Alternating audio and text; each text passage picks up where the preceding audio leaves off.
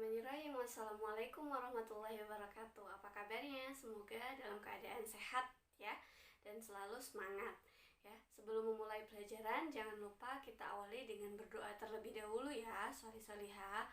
Allahumma inni as'aluka rizqan thayyiban wa ilman nafi'an wa amalan mutaqabbalan. Rabbi zidni ilman warzuqni fahman. Ya, setelah berdoa, mari kita persiapkan diri kita untuk belajar ya. Siapkan alat tulisnya ya, siapkan bukunya. Terima kasih.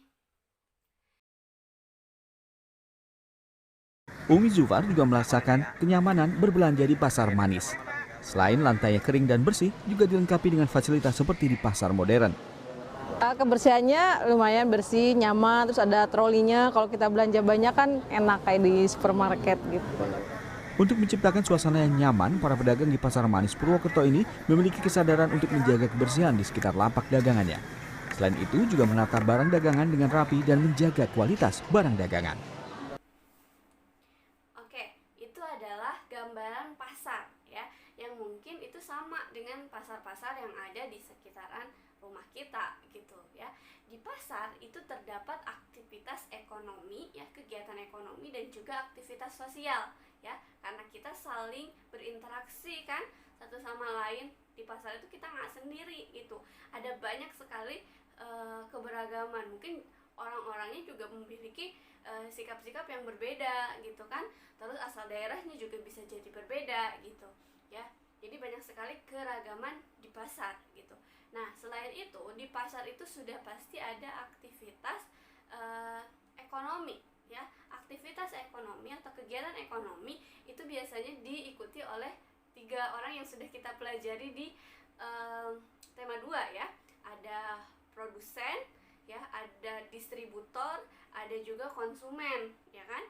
3 ini ya, ada kegiatan produksi, ada kegiatan distribusi, ada kegiatan konsumsi. Kalau misalkan di pasarnya jual sayuran, berarti produsennya adalah petani kan. Kalau misalkan distribusinya berarti siapa? Penjual di pasar itu gitu ya, penjual-penjual besar yang ada di pasar itu. Nah, konsumennya siapa? Konsumennya bisa jadi kita yang membeli ya, atau misalkan lagi ada yang pedagang kecil yang mau membeli lagi gitu untuk dijual kembali gitu.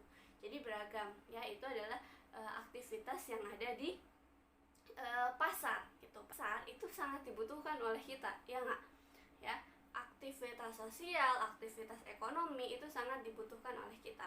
Nah, di tema 3 ini juga kita akan belajar tentang pembangunan sosial ya.